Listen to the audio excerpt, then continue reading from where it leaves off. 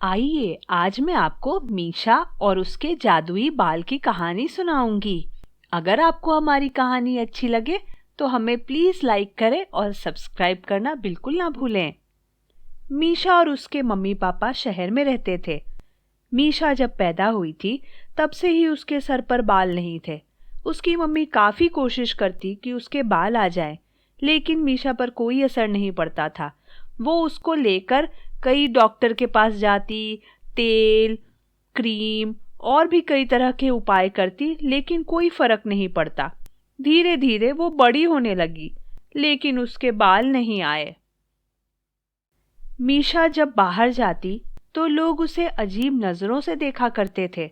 वो पार्क में खेलने जाती तो बच्चे उसे चिढ़ाते, ये तो गंजी है।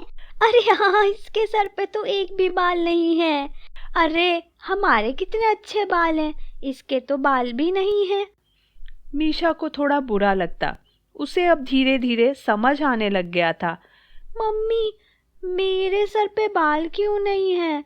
सब अलग दिखते हैं और मैं कितनी अलग दिखती हूँ। मम्मी उसको समझाती, बेटा तुमको भगवान ने स्पेशल बना के भेजा है। तुम जैसी हो वैसी ही अच्छी हो। मीशा पढ़ने में बहुत अच्छी थी। स्कूल में सब टीचर्स उसको पसंद करते थे, लेकिन कुछ शरारती बच्चे उसकी कमी को लेकर उसका काफी मजाक उड़ाते थे। एक दिन मीशा स्कूल से वापस आती है और बैठकर रोने लगती है। तभी उसकी मम्मी आ जाती है और रोने का कारण पूछती है। मम्मी, आज मेरे दोस्त मेरा मजाक बना रहे थे, मुझे गंजी बुला रहे थे। इसमें मेरी क्या गलती है कि मेरे सर पर बाल नहीं है? उसकी माँ उसको काफी समझाने की कोशिश करती है। देखो मैंने तुम्हारे लिए पिज्जा बनाया है मीशा, खाकर बताओ कैसा है। पर मीशा अब कोई छोटी बच्ची नहीं थी जो इन बातों में आ जाती। उसको यह एहसास होने लगा था कि जो उसका मजाक नहीं उड़ाते वो पीछे में बातें करते हैं। मीशा के पापा की कपड़े की दुकान थी।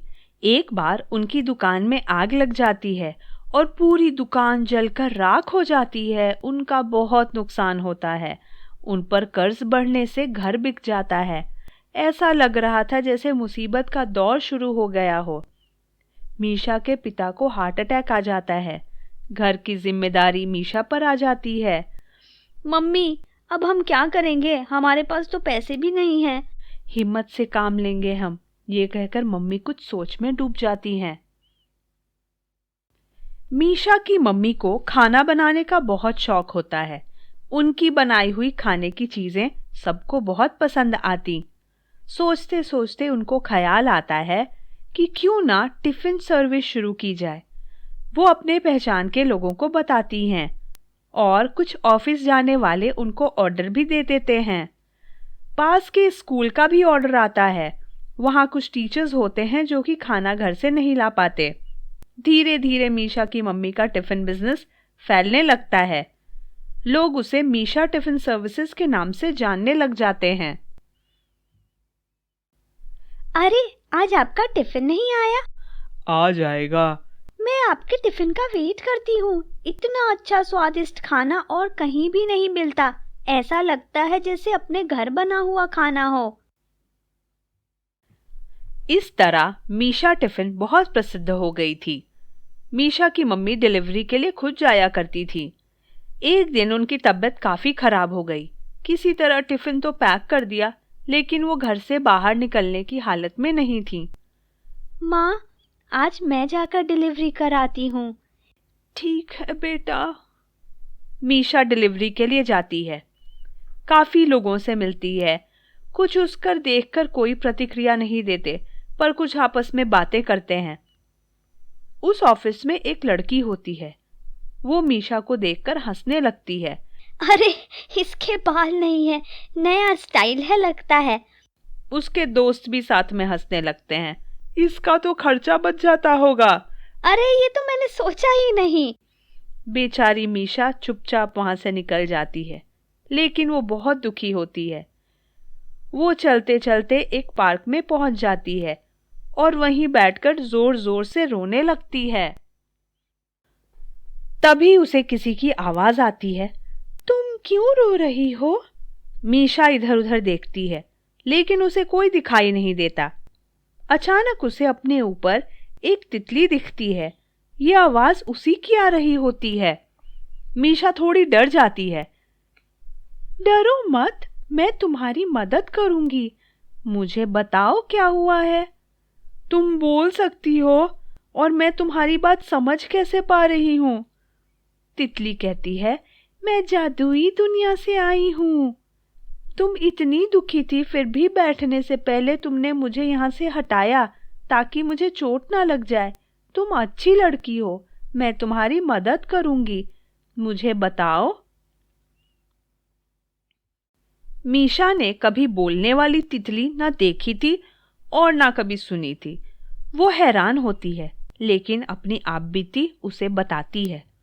सुनने के बाद तितली कहती है, मीशा, मैं तुमको एक जगह बताऊंगी, तुम वहां चली जाना। उधर तुम्हारी मदद करने वाला कोई ना कोई जरूर होगा। मीशा उस तितली की बताई हुई जगह पर जाती है। वहां उसे एक गुफा दिखाई पड़ती है। वो डरते डरते गुफा में चली जाती है।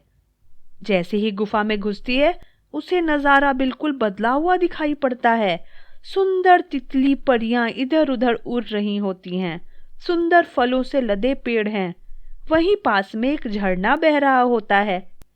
इतनी सुंदर जगह मैंने कभी नहीं देखी। मीशा जैसे ही आगे बढ़ती है, उसे एक आवाज आती है, मेरे फल तोड़ दो, मैं इन फलों के बोझ से बहुत थक गया हूँ। अरे, आप तो बोल सकते हैं, मैं आपकी मदद करूंगी, कहकर मीशा सारे फल तोड़ देती है। देखते देखते तोड़े हुए फल गायब हो जाते हैं और पेड़ पर फिर से फल आ जाते हैं। मीशा फिर फल तोड़ती है। ये करते करते शाम हो जाती है। पेड़ दादा, मैं तो आपके फल तोड़ ही नहीं पा रही। जब लगता है सारे तोड़ लिए, फिर से फल दिखने लग जाते हैं। अब तो अंधेरा हो चला है, मुझे ठीक से दिखेगा नहीं, फिर भी मैं कोशिश करती हूँ। रहने दो मीशा, मैं तुम्हारी परीक्षा ले रहा था। अब तुम मेरा एक फल उठाओ और उसे खाकर जो इच्छा हो वो मांग लो। मीशा एक फल उठाती है और कहती है, मैं चाहती हूँ मेरी माँ की तबीयत ठीक हो जाए। ये तो तुमने बहुत अच्छी चीज मांगी मीशा। क्या तुम अपने लिए कुछ नहीं मांगना चाहोगी? पेड़ दादा, मेरी माँ मेरी खुशी के लिए सब कुछ करती है, मुझे और कुछ नहीं चाहिए। और अचानक फल का एक बीज आकर मीशा के सिर के ऊपर गिरता है। देखते देखते मीशा के बाल लंबे और सुंदर हो जाते हैं।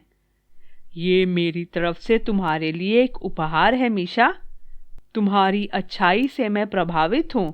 तुम्हारे जैसे अच्छे लोगों की बहुत जरूरत है इस दुनिया में। मीशा खुशी खुशी घर आती है। देखती है कि माँ बिल्कुल ठीक हो गई है।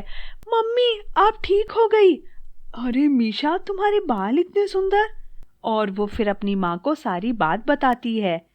उसके जादुई बाल इतने खूबसूरत हैं कि सब देखते रह जाते हैं। मीशा अपनी मम्मी के साथ मिलकर टिफिन बिजनेस को बहुत बड़ा बना देती है और खुशी से रहने लगती है। अगर आपको हमारी कहानी अच्छी लगी हो तो कमेंट करके हमें बताएं, लाइक करें और सब्सक्राइब करना बिल्कुल ना भूलें। Thank you.